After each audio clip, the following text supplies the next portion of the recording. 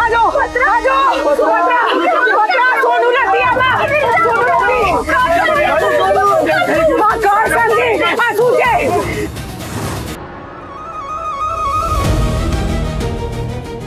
આ લોકો તો સુવાનું નામ જ નથી લેતા. મારે અમને બેભાન કરવા જ પડશે.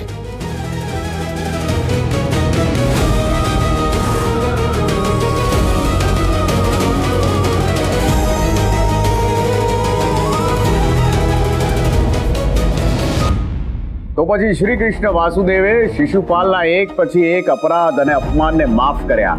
તેથી શિશુપાલને ભ્રમ થયો કે કદાચ શ્રી કૃષ્ણ એમનાથી ડરે છે. પરંતુ શ્રી કૃષ્ણ તો એક વચનથી બંધાયેલા હતા.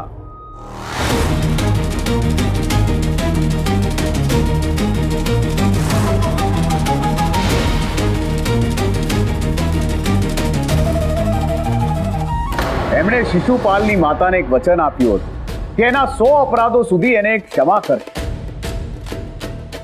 પરંતુ જ્યારે શિશુપાલે 101મો અપરાધ કર્યો ત્યારે શ્રી કૃષ્ણએ સુદર્શન ચક્રથી શિશુપાલનું મસ્તક કાપી નાખ્યું.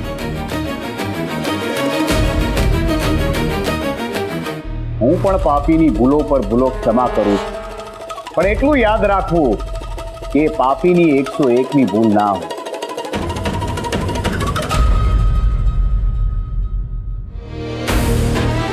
કારણ કે જ્યારે ધીરજની મર્યાદા પૂરી થાય છે ત્યારે ન્યાયનું ચક્ર ફરતા વાર નથી લાગતી.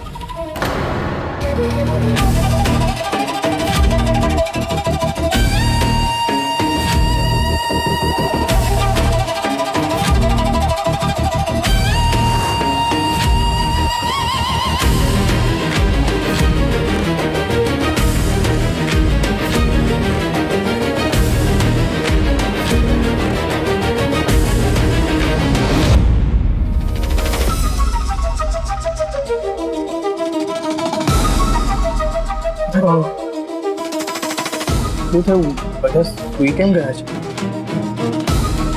બાપુ કોઈ મીઠી મીઠી સુગંધ આવે છે. કોઈને પણ નથી આવી ને એની ઊંઘ આવે છે બાપુ.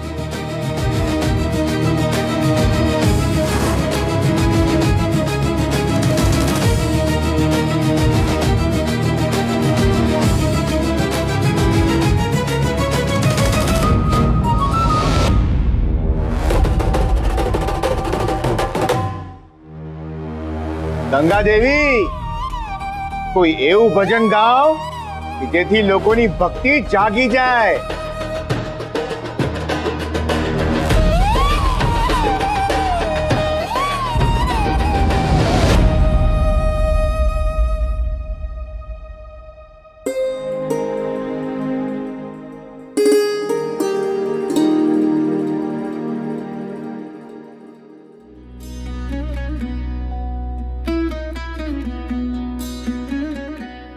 વાહ, ગંગા દેવીનું ભજન શરૂ થઈ ગયું છે. બાપજીના પેટમાં તેલ રેડાતું હશે. મને બહુ મજા આવે છે. ગંગાનું ભજન ચાલુ હશે તો બધા જાગૃત રહેશે. કોઈ અધર્મી ફાવી નહીં શકે. આ બાપજીની જડીબુટી તો સાવ નકામી નીકળી. આ ભજનની જે રમઝટ જામી છે એ તો સવારે જ પૂરી થશે એમ લાગે છે. આજે ચોરી નહીં થાય. બાપજીની ક્ષમા માંગી લઈશ, બીજું શું. આવામાં જઈને મારે મરી જવું છે.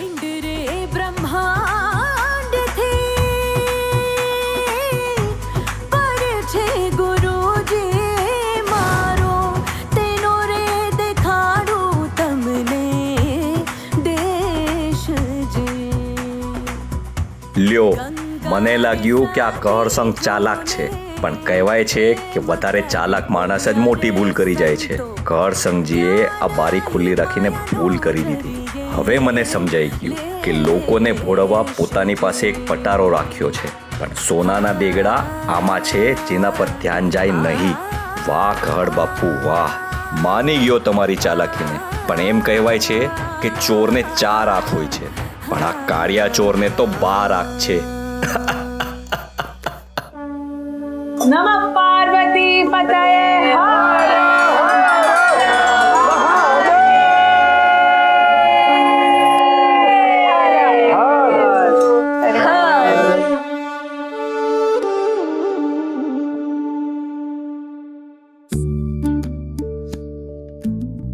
વાહ રાજી, તું હજુ સુધી જાગે છે?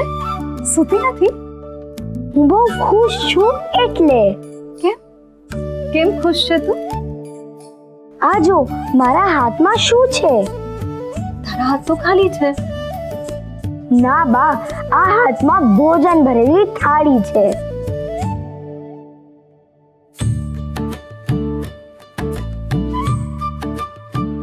ક્યાં? મને તો નથી દેખાઈ રહી. એ તો તમને કાલે સવારે દેખાશે. કાલે સવારે? મારા બા અને મારા બાપુએ કીધું તું કે કાલે કહર બાપુ સોનું વેચીને અનાજ લઈ આવશે. ત્યારે મને દાળ, ભાત, શાક અને મીઠાઈ ખાવા મળશે. એ ખુશીમાં મને ઊંઘ જ નથી આવી રહી. એટલે હું અહીંયા આવી. બાપુ અનાજ લાવશે અને મજા આવી જશે. બેટા રાજી, એટલી શું હરક પદુડી થઈ ગઈ છે તું? માં, 2 દિવસથી સરખું જમી નથી એટલે ભૂખના મારે ઊંઘ જ નથી આવી. અને આજે ખુશીના મારે ઊંઘ નથી આવી. બસ હવે કાલે પેટ ભરીને જમીશ અને શાંતિથી સૂઈ જઈશ. બેનબા, રાજી થોડીક બોલકડી છે, ક્ષમા કરજો. ખૂબ મીઠડી છે રાજી. કાલે મળશે હા બેટા, ખૂબ જમજે. હે મારા મહાદેવ, દયા કરો. બાળકો આમ ભૂખથી ટળવડી રહ્યા છે એ જોવાતું નથી. આ રાજીની ભરપેટ ભોજન કરવાની ઈચ્છા પૂરી કરો ને મહાદેવ, કંઈક કરો ને. આ છોકરી આવી ગઈ એ સારું થઈ ગયું. શું થયું હશે? તાળું એની કળા કરી ગયો હશે. કોઈ અવાજ તો આવેલો તાળું તૂટતો હોય એવો. પણ હરિરામને મોકલો, કાળિયો અટક્યો ના હોય ક્યાંક.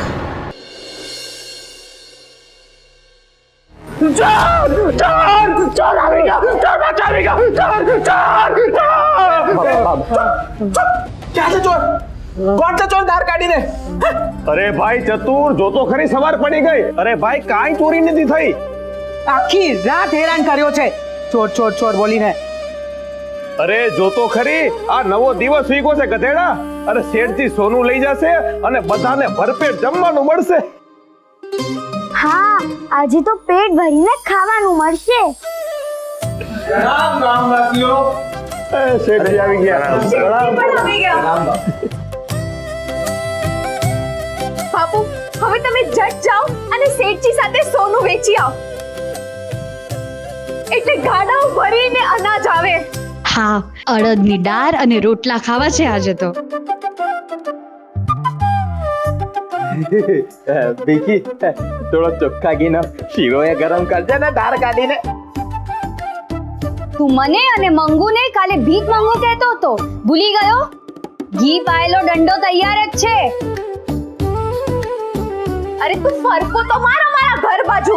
એવું વાસે લસલસ તો શીરો મળશે તારે. અરે શાંતિ શાંતિ, એ તો સાવ રાતની વાત હતી ને. રાત ગઈ વાત ગઈ. આ તો 2 ઘડીની ગમત. ભીખ મંગુ, ભીખી મંગુ દાળ કાઢીને મારી બહેનો. શેઠજી, સૌથી પહેલા સોનું સુરક્ષિત છે કે નહીં એ ખાતરી કરી લ્યો.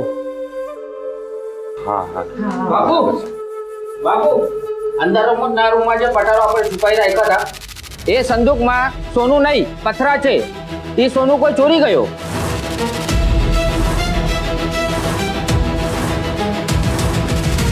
હે, અંદર સંદૂક સોનું.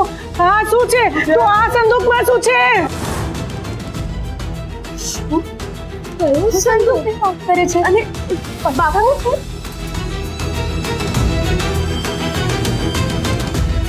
મારું સોનું તો સુરક્ષિત છે ને. ગોવર્ધન, જરા જોતો. હા શેઠ.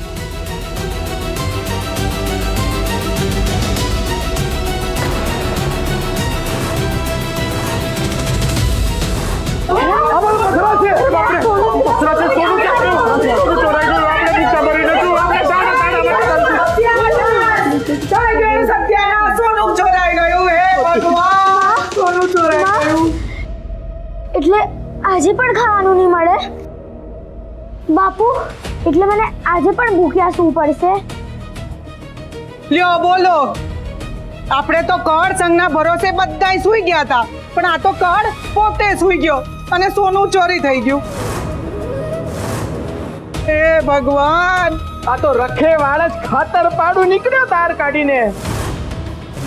હરિયા, હરિરામ, કઈ પણ નહીં બોલ. કરસનજી આ બધા શું બોલે છે? સોનું ચોરાઈ ગયું? હા, કરસનજી રાજધર્મ ચૂક્યા છે. પાડાને વાંખે પખાલીને ડાબ, મારો બધા ભૂખે હવે. ભગવાન, શું થઈ ગયું? કુંવર, માં તમારે ચિંતા કરવાની જરૂર નથી. મને ખબર છે કે તમે બધા જ ભૂખ્યા છો, અને જ્યારે ગામવાળાની જવાબદારી મારા માથે હોય ત્યારે હું વધારે જ સાવચેત રહું છું.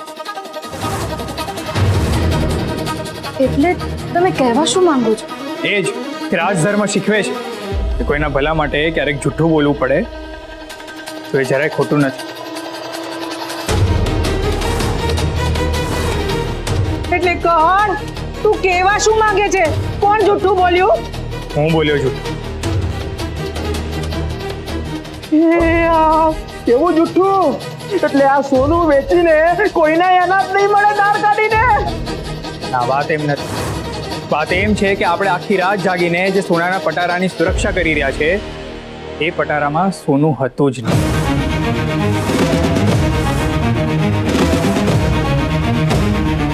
ચોર જો ચોરી કરવા આવે તો એને પટારામાંથી સોનું નહીં પણ પથરા મળે એવી વ્યવસ્થા કરી હતી. અને સાથે સાથે આવો જ પટારો મેં બીજા કક્ષમાં પણ મૂક્યો હતો, ત્યાં સોનું નહીં માત્ર પથરા જ રાખ્યા. એટલે ચોર ચોરી કરવા આવે તો એને ત્યાં પણ પથરા જ મળે. એટલે કહણ, સોનું ક્યાં ગયું? તો સોનું ક્યાં છે કુંવર? ચાલો હું લઈ જાઉં તમને.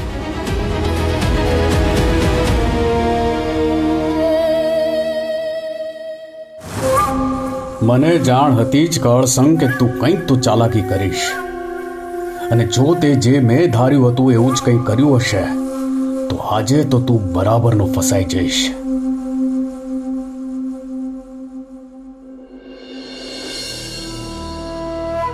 ચાલો રે.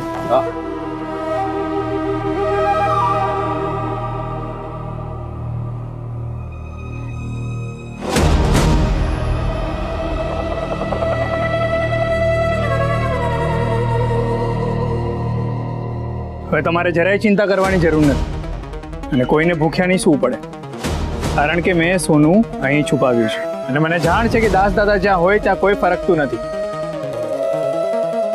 અહીં સોનું સલામત છે. બા સાહેબ, તમે તમારા હાથેથી જ પટારો ખોલો અને લોકોને સોનું દેખાડી દો.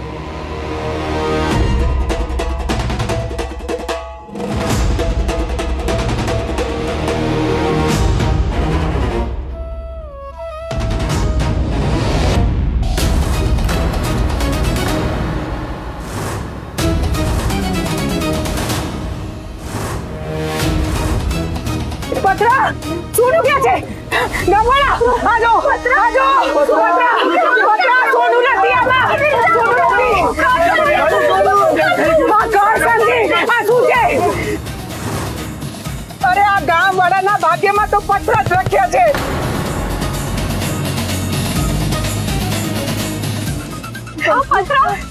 સોનું ક્યાં ગયું?